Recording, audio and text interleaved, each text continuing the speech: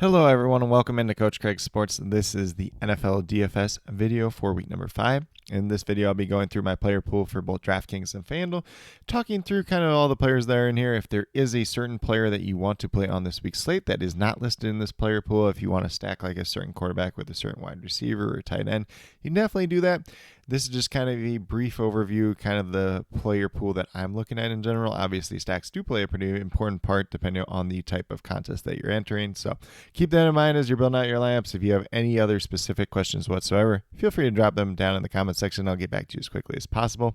But without further ado, we'll get started off with the DraftKings side and the quarterback position. So we're going to start off with Josh Allen, $7,700. Going to use Houston Texans. Josh Allen does have very high-end upside on any given slate. However, he will be without his top receiving threat so far this year in Khalil Shakir. So keep that in mind, but definitely do love his upside once again. Then we move down to Lamar Jackson, $7,500. Going against Cincinnati Bengals division game here. So I do kind of expect this one to be pretty high scoring. Lamar Jackson obviously does have that high-end upside just in general. Bengals secondary is kind of a question mark at this point in time. As we saw Cam Taylor-Britt get benched last week, Mike Hilton's listed as questionable. I believe he did not practice all week. So there could be some pretty significant upside with Lamar Jackson there, even if you're just running him off as a one-off. Then we move down to Jordan Love, $6,500. Good matchup against the Los Angeles Rams. Obviously came off of his knee injury. Had a decent performance in terms of fantasy points. Obviously, they did not end up getting the win. He threw 3 picks, but in terms of fantasy points, was pretty good overall. Moved down to Brock Purdy at $6,200. Going against the Arizona Cardinals, a team that was expected to have pretty weak defense just in general. Obviously, the weapons are around Brock Purdy at this point in time. We have George Kittle listed as questionable, but everybody else looks pretty healthy outside of, obviously, Christian McCaffrey that's still on IR. So definitely do like that upside with Brock Purdy and company. And then we move down to Geno Smith. I think he's probably the sleeper quarterback this week. $5,900. Good matchup versus the Giants. Obviously has some pretty strong weapons around him. If everything else plays out well, could have some pretty decent upside at that price tag. And then the next one is Joe Flacco at $5,500. Technically, we don't know that he's the confirmed starter yet. Anthony Richardson is listed as questionable after being a limited participant in practice all week. I do expect that Joe Flacco will ultimately end up starting this game, and if he starts, looks pretty good. It's a good matchup versus the Jacksonville Jaguars. If it's Anthony Richardson, probably not going to play him because there is that re-injury risk, and I don't like his passing upside quite as much. Then last but not least on the DraftKings side at quarterback, we have Andy Dalton, $5,400. Going against the Chicago Bears, one of his former teams. You know, the Bears defense has been pretty decent so far this season, so the upside might be a little bit more limited. However, it is a pretty attractive price tag, and he's done pretty well since taking over that starting role for this Panthers team just in general. Then we move over to the running back position. Derrick Henry, $7,800. Top running back this week in terms of price tag. Goes against the Bengals. They are pretty banged up on that defensive line, so it should be a pretty good matchup for him. He's played pretty well in recent weeks, so definitely do like his upside once again. Then we have Kyren Williams at $7,600 going against the Packers. Packers still haven't quite solved some of their rushing woes that have kind of plagued them in recent seasons, so like Kyren Williams, like the upside. Obviously, he's getting a ton of volume, and if he gets a touchdown or two in this game, could be pretty good overall. Jordan Mason, another volume king, $7,400 going against the Cardinals. That Cardinals defensive line is not too much to be afraid of at this point in time, so it should be a pretty attractive matchup for him, especially if the 49ers really establish that running game. Then we move down to Kenneth Walker, $6,800. Very attractive matchup versus the New York Giants. Came back last week, looked pretty good in that game, so not really concerned about him whatsoever. And then we have James Conner, $6,500. He's going against the 49ers. This is mainly a volume play more than anything, but definitely do like his upside. Probably a guy that's not going to draw a lot of ownership this week just in general. And then after him, we got Josh Jacobs going against the Rams. This Rams front seven, once again, is very young, very inexperienced. So definitely do like Josh Jacobs in kind of that workhorse role once again, and does have really good upside at the end of the day. Then we move down to Chuba Hubbard going against the Bears. The Bears have struggled to stop the run so far this year. Chuba Hubbard's played pretty well in recent games, $6,100. Look a little bit better with Andy Dalton at quarterback as well. Then we move down to DeAndre Swift on the opposite side of the game, $5,700 going against the Panthers team that has been unable to stop the run pretty much all season. So there is some decent upside versus them. Swift been a really slow start to the year. A little bit better last week. Him and Roschon Johnson, you can probably play either one in this matchup. Roschon Johnson himself is $4,900. He's down just a little bit lower. And then we have Austin Eckler at $5,600. At this point in time, Brian Robinson Jr. is listed as questionable if he plays. Probably not getting much Austin Eckler, but if he doesn't play, Austin Eckler is going to look pretty good in this matchup versus the Cleveland Browns. Not the greatest matchup in the world, but if he's the primary back, it's going to be pretty good for him just in general. Then we have Alexander Madison, $5,200 going against the Denver Broncos. Could be some decent upside here. Probably going to get the bulk load of the carries this week, especially with no Zamir White out there for this Raiders team. And, once again, no Devontae Adams. So they're probably going to try to establish a run early and often in this game just in general. And then we got some news yesterday, I believe it was, that Antonio Gibson will be the starter for the Patriots. Ramondre Stevenson has been benched due to fumbling issues. Antonio Gibson does have some decent upside, $5,100. Going against a Miami team that's kind of struggled against running backs so far this season. So could be some decent upside to be had there. And then last but not least, we have Tyrone Tracy Jr. for the New York Giants, $4,300. Expected starter for this Giants team with Devin Singletary listed as doubtful for this week overall. So a pretty strong group of running backs this week just in general. Then we can move over to the wide receiver position. We start off with Jamar Chase, $8,000, going against the Baltimore Ravens. Kind of been moving their secondary around a little bit, so we'll see what that looks like just in general, but definitely do love the upside of Jamar Chase on any given slate. Then we have Nico Collins, $7,500, going against the Buffalo Bills. They have been a pretty decent defense so far this season. I like the upside of Nico Collins and what he's done to start off the year, so not really too concerned there. Then we have Marvin Harrison Jr., $7,500, going against the 49ers, so a little bit tougher matchup, especially if he gets Travarius Ward lining up on his side a little bit more, but still like the upside that could be had there at the end of the day. DK Metcalf against the Giants. Pretty big mismatch there just in general. Maybe get some Deontay Banks, but even in that situation, I'm not that afraid at that point in time. So like his upside if you want to stack him with Geno Smith. You can play any of the three wide receivers for the Seahawks this week just in general. So keep that in mind as you're going down. I know Tyler Lockett's down here at $5,200. I didn't add Jackson Smith and Jigba, but you can definitely play him as well. Then we have Stephon Diggs at $6,900. You can call this a revenge game versus the Buffalo Bills if you want. So probably going to be a little extra motivation for him. And he's kind of the guy that would take that, a little bit personally. So definitely could see a path to him, having some slate breaking upside. Deebo Samuel, $6,800, came back last week. Good matchup versus the Cardinals. He's probably not a guy I'm getting to a ton, but I definitely see a pathway for him this week overall. Then we got Jane Reed, $6,500, has played really well with Jordan Love at quarterback. Goes against the Rams, should be a very attractive matchup. There is no Christian Watson this week. Romeo Doubs has got his own personal issues, which kind of sound like diva issues at this point in time, but we're not going to go too far down that rabbit hole. So Jane Reed, going to be the wide receiver one for the Packers this week. You could argue it for a lot of weeks, but for sure this week just in general.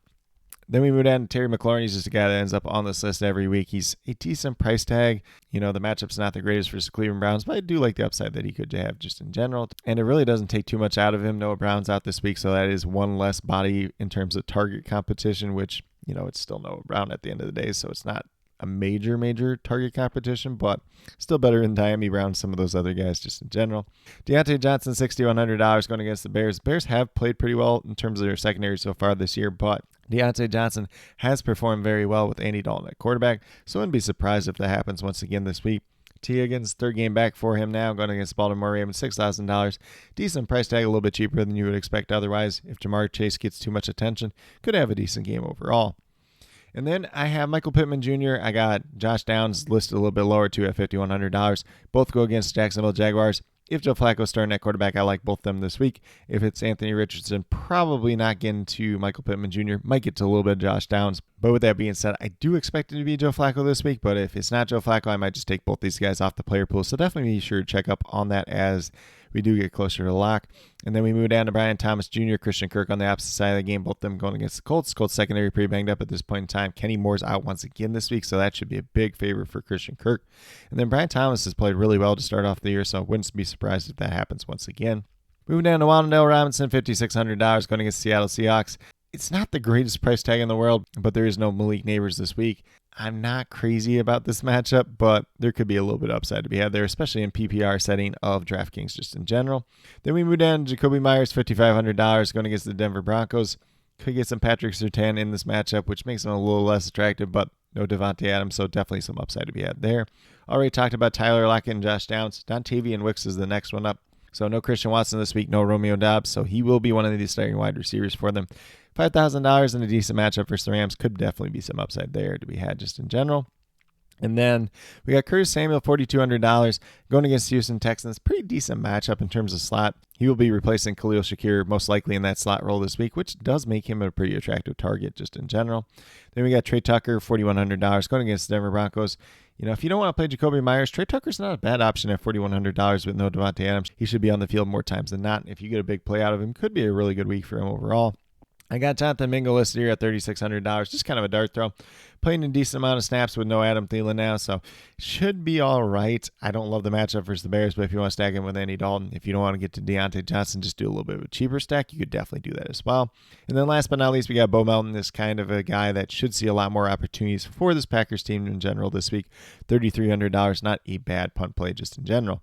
Then we get moved over to the tight end position. We got Trey McBride back this week at $5,900 going against the San Francisco 49ers. Not the greatest matchup in the world, but Fred Warner's banged up.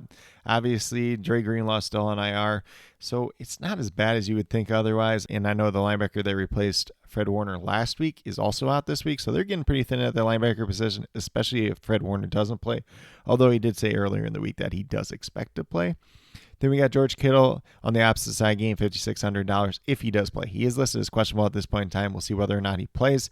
If he doesn't play, then obviously you'd be looking at like Eric Saubert, I think it is, as kind of a punt play option for that 49ers team. Decent matchup versus the Arizona Cardinals. Then we have Brock Bowers, $5,500 going against the Denver Broncos. No Alex Singleton at linebacker, so that linebacker unit for them is not the strongest at this point in time. Cody Barton is kind of lead guy there. He's not the greatest in coverage. So Brock Bowers should have a pretty strong game, especially with no Devontae Adams once again this week. Cole Kmet, $4,300. Really good matchup versus the Panthers. Shaq Thompson's on IR. Josie Jewell's out this week. So we're going to see like Trevin Wallace and like some really low-end backup guys at linebacker for the Panthers. So it could be a really big week for Cole Kmet just in general. Then we have Zach Ertz at $3,800.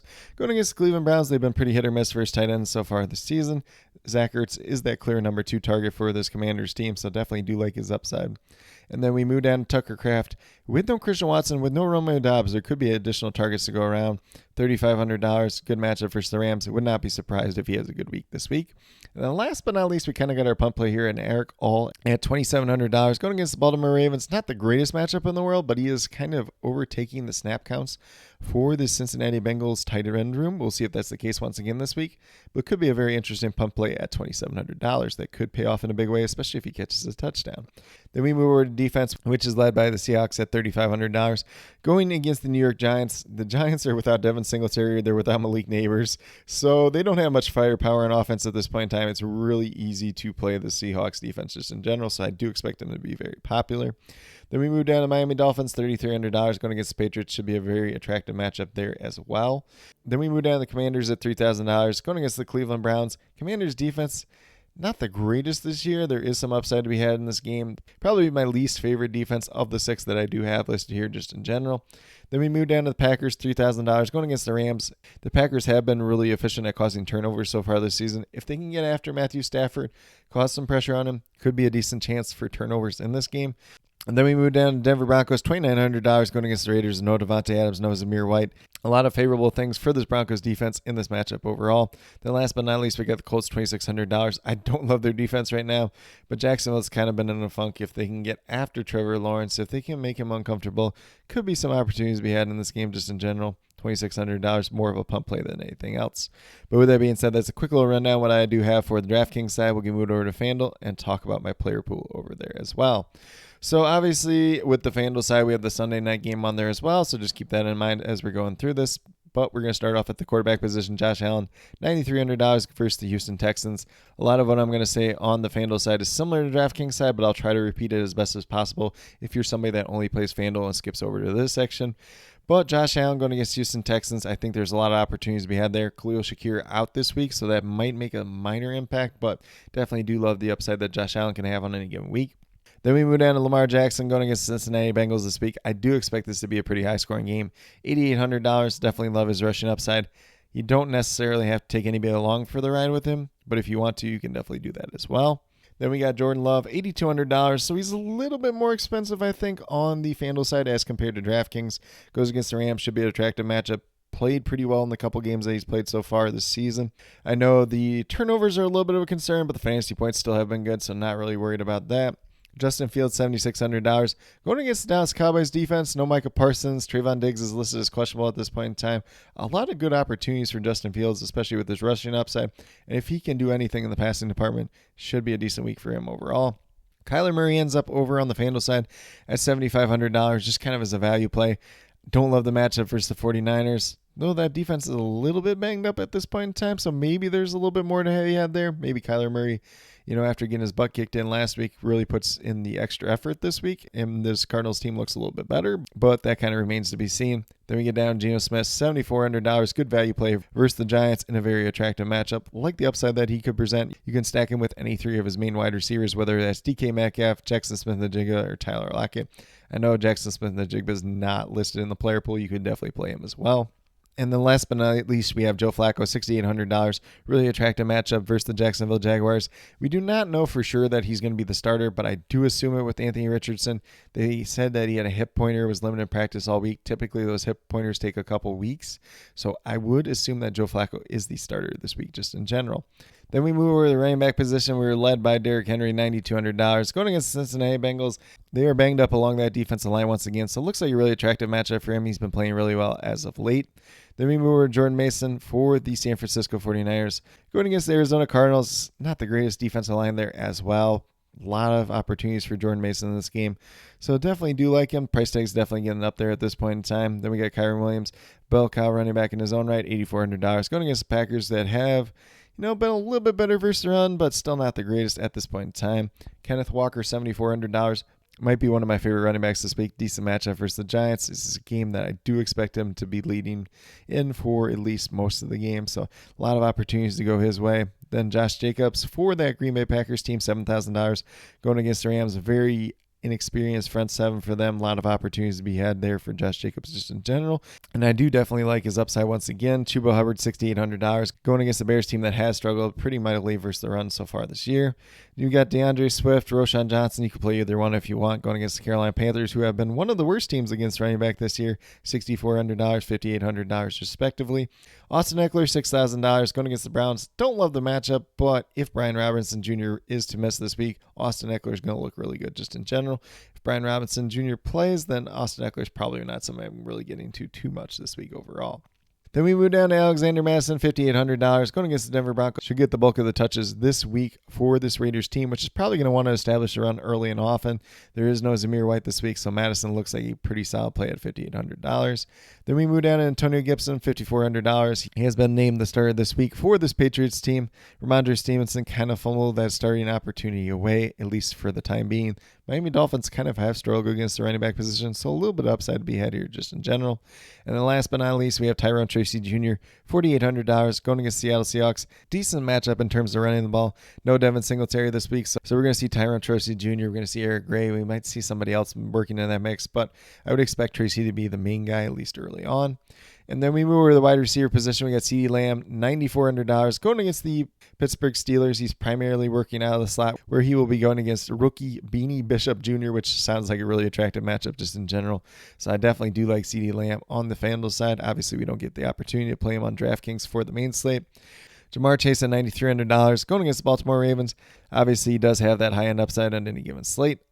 Be interesting to see what Baltimore does in terms of their quarterback rotation as they kind of mixed up in their most recent game.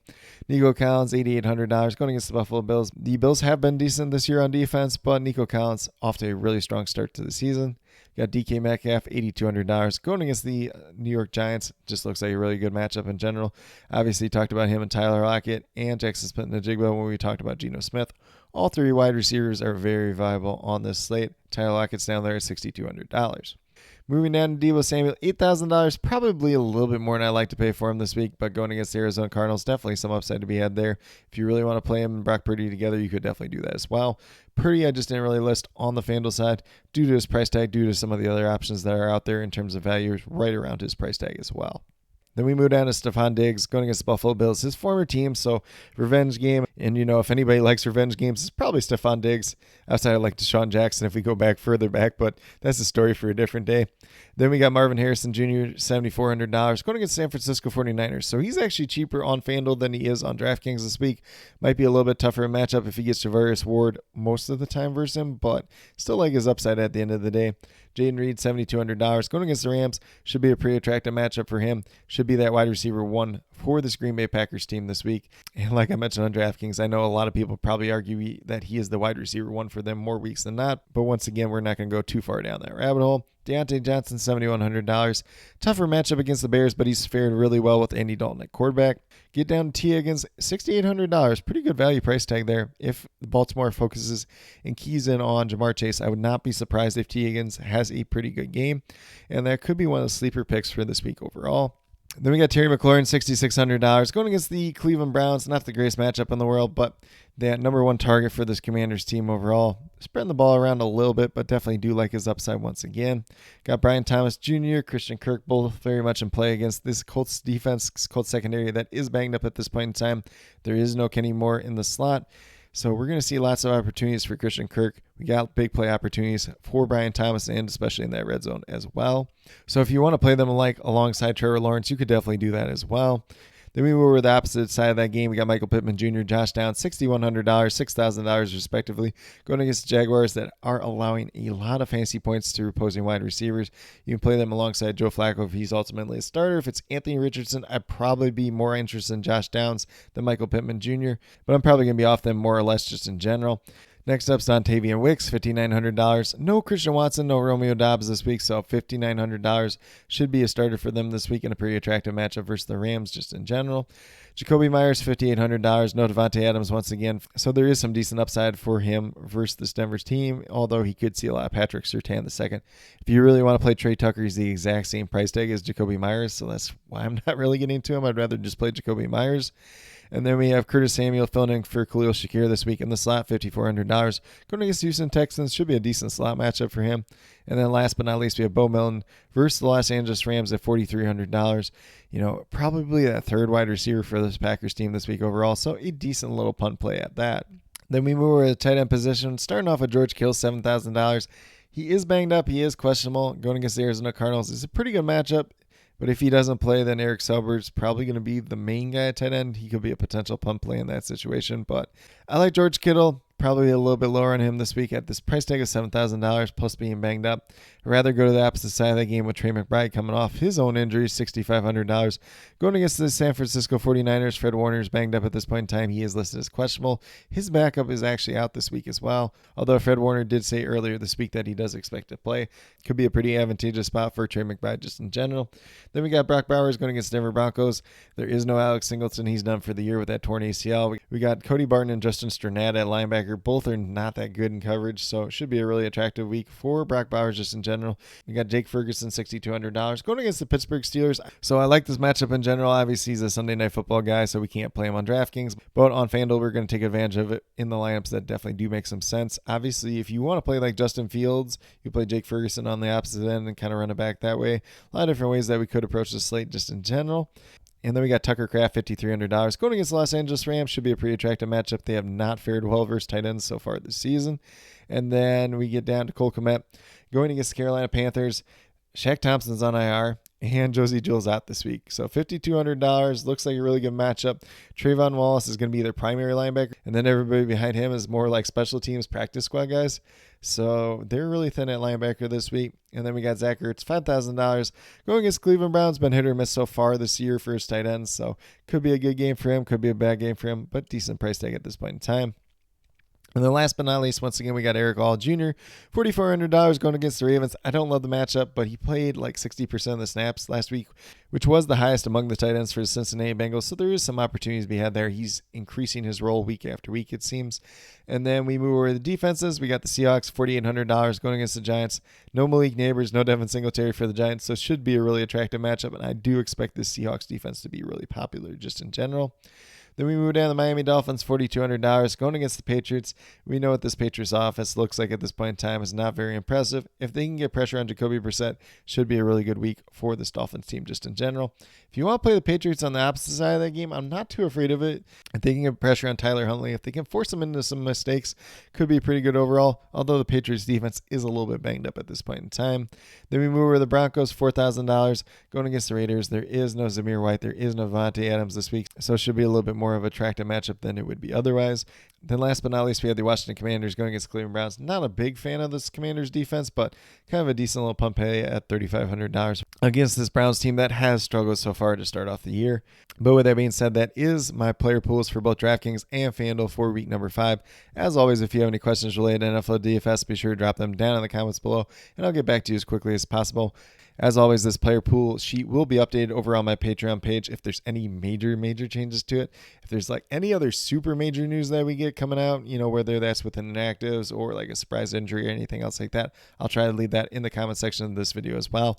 And then my NFL DFS cheat sheets for both DraftKings and FanDuel, which is just a condensed version of this player pool essentially, will be up on Facebook, Twitter, and the YouTube community tabs. So definitely be sure to check those out as you're building out your lineups for this week overall. But with that being said, if you are brand new to my channel, checking it out for the very first time, or have yet to subscribe, please consider doing so. Definitely would appreciate it. Helps to build the community that we're trying to build here at Coach Craig Sports, which is one that's truly for you, the viewers, helping you with your DFS. Right now, we have my CFL DFS video dropping once a week for a couple more weeks. That typically comes out on Thursday.